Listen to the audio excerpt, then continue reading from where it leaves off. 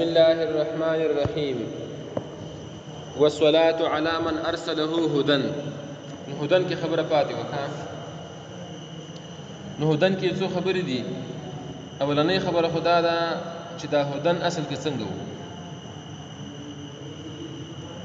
نو هدن په اصل کې هدیون وو. ها څه شی وو؟ هدیون. اصل کې هدیون وو. نو اوس زمه بر یا ثقيل بود. زمه به سوا ثقيله وا ځکه یا حرف علت ته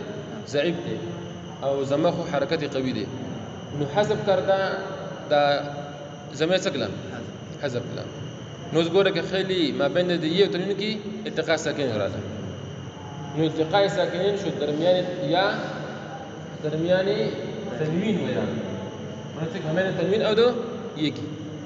یا ساکن شو او تنوین خو ساکن دی کنه. نو ګوره اوس موږ یا حذف لکه یا حذف شو یې څه شو حذف شو. اوس اعتراض وردیږي چې حذف کینو تنوین نه حذف کین تنوین ونه حذف کین. جواب دار ګوره چې تنوین چې حرف لتس تنوین زیرا کی ځکه چې یې چې دا زیرا کی حرف لتس ځکه یې حرف لت ده یې سره یې حرف لت ده او تنوین حرف صحیح ده کا حرف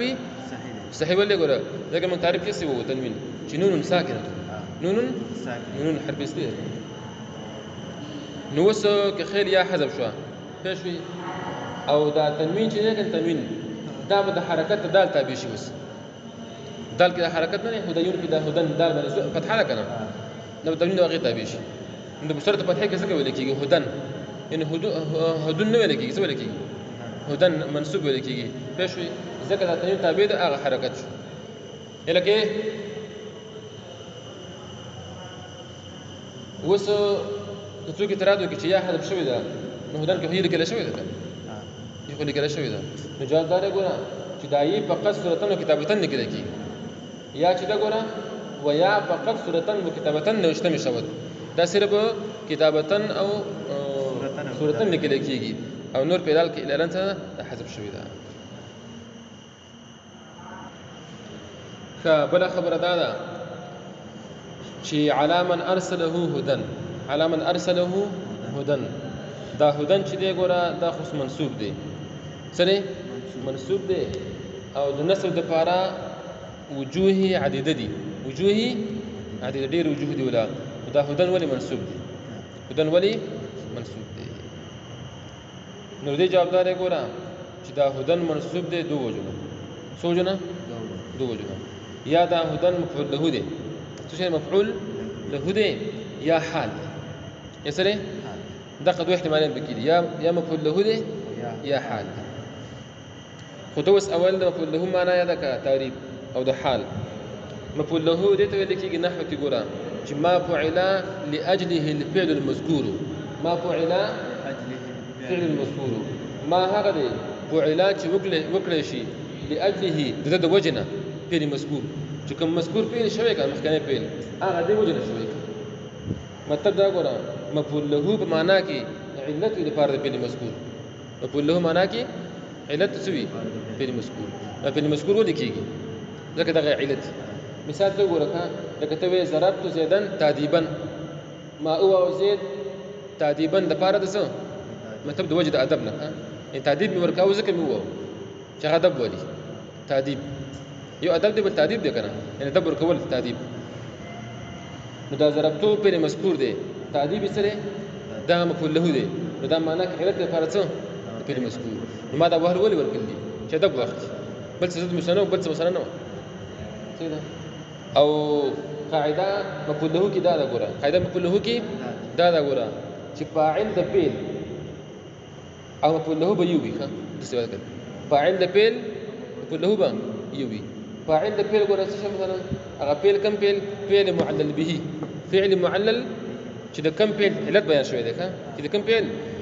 لګلته ګوره سره فضربت زدن تادیبا کې تادیبا مفعول له دی او ضربتو ضرب فعل لګنه دغه ضرب چې دی ضرب دغه فعل معلل به دی ځکه د علت بیان شوی دی کنه. نو اوس په کار دا چې د ضرب او تادیب فاعل به وي یو دی کنه ځکه تادیب هم متکلم ورکړي دی ضربتو والا او دا ضرب مشاور کړي متکلم. نو کله څه وکنه چې ضرب یو چا کړو او تادیب بل چې دا مفعول له به نه دی نو فاعل د فعل فاعل د فعل معلل به يسوى او د مفعول به مفعول له به يوي لکه بالمثال لکه ته کنه جئت اكراما لك جئت یا دا قمت بو قمت اكراما لك قمت اكراما لك قمت ز پاسې دما اکراما د پاره څه اکرام ستا د پاره څه نو قمت ګور قیام فعل لکنه او توي فاعل دی اکرامن په له دی نو دا قیام سر پاره شوی دی د وجه د اکرام نه اې کستا عزت مانه کوله کنه پاسې دما نو خو ته ما تاسو درو کړی دی چې برهان سی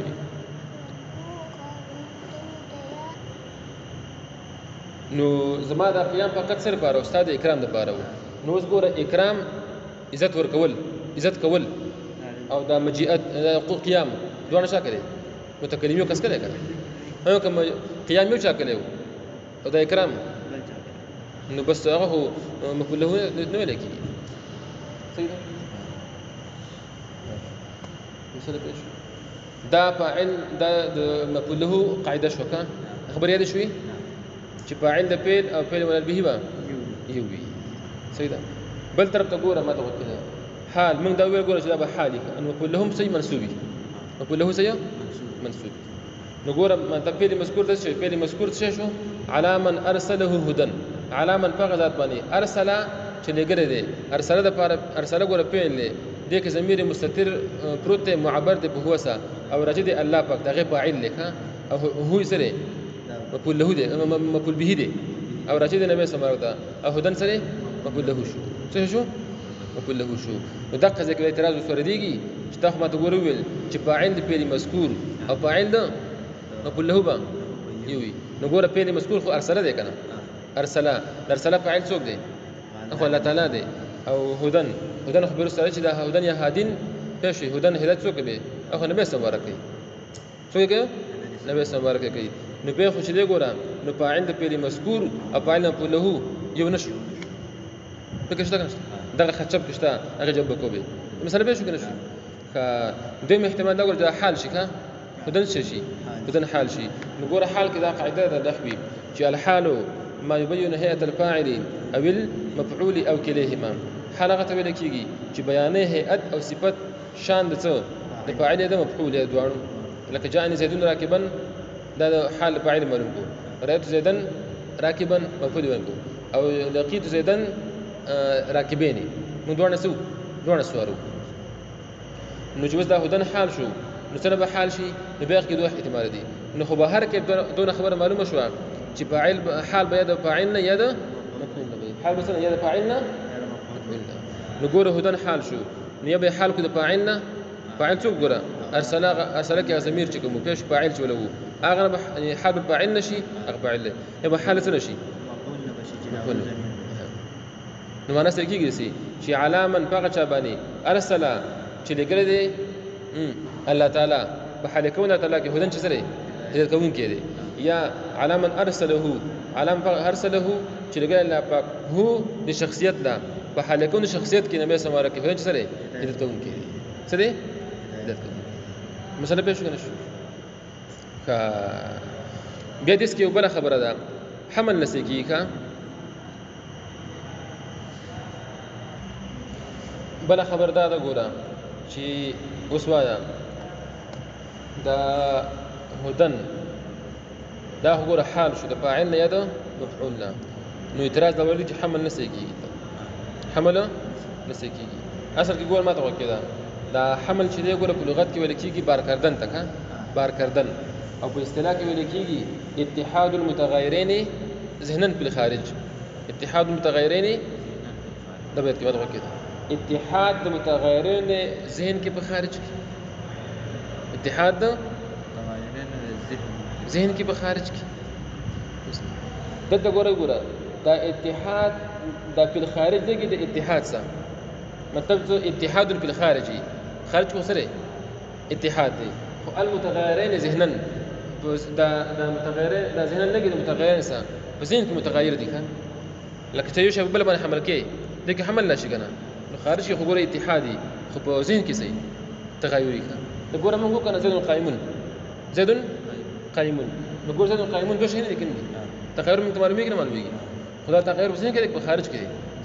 ذهن کې ګوره ذهن کې دوه شي نه دي زید قائم په خارج کې خارج کې چې دی دغه زید او دغه چې دی دا قائم دا خو شی واحد دی کنه د څه خوند چې مطلب زید غني ځان ذات روان دی قائم سره ځان روان دی به خو دوه کسان روان دي دغه ته برهان قائم قاعد برهان قاعد دی د څه چې برهان ځان خارج کې شی دی قاعد سره یو ته ډېر غټ ځینی نه بس ما سره دوه کسان نه یو وساجي ول بل کس دلته ګوره دلته تغیر صرف ذهنن دی کا او په خارج کې ټول پټونه اتحاد دی ځکه زید او قائم په خارج کې شی واحد دی هم سره پېښ کړو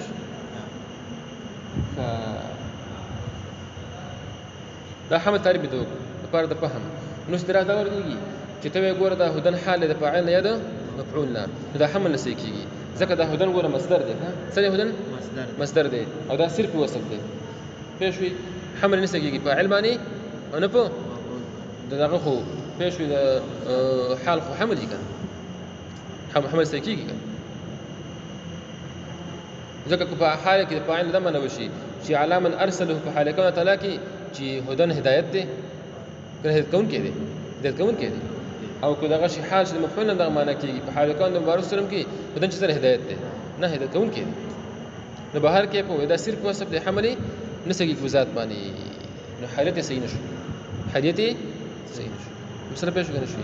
جواب دا غیدا لګورا چې هدن مصدر دې ټیک ده په دې کې یا تعویل کوي په خپل معنا سره یا به تعویل کوو هدن کله کله مبدل للفاعل راځي کله کله مبدل للفاعل راځي ان هدن بمعنى هادين بمعنى څه هادين هدایت کوونکی ټیک شو نو په حال کې تعالی کې په حال کې نبی سره کې هدن هادين چې سره هدایت کوونکی حمل صحیح ده کنه سي ټیک شو یا حمل په خپل معنا کوو معنا مصدری سره او ته چې حمل نه صحیح کیږي څنګه حمل د مبالغه دی حمل سره مبالغه دی وګوره خلک وي زید عدل زید عدل دی دا عدل لکه عدل دی نه دا مبالغه دی مطلب دا چې هر کله په دې زید کې دا عدل ډیر زید نو ګویا کې زید عین عدل لکه عدل نه لکه هدل للمتقین نه ته دا هدل للمتقین نو ګویا کې هر کله قرآن کې هدایت ډیر زید نو ګویا کې تاسو شو عین هدایت شو نو مطلب الله پاک دغه چې نبی سماره عین هدایت دی بس حمل مبالغه دی نو فلا يريد ما يريد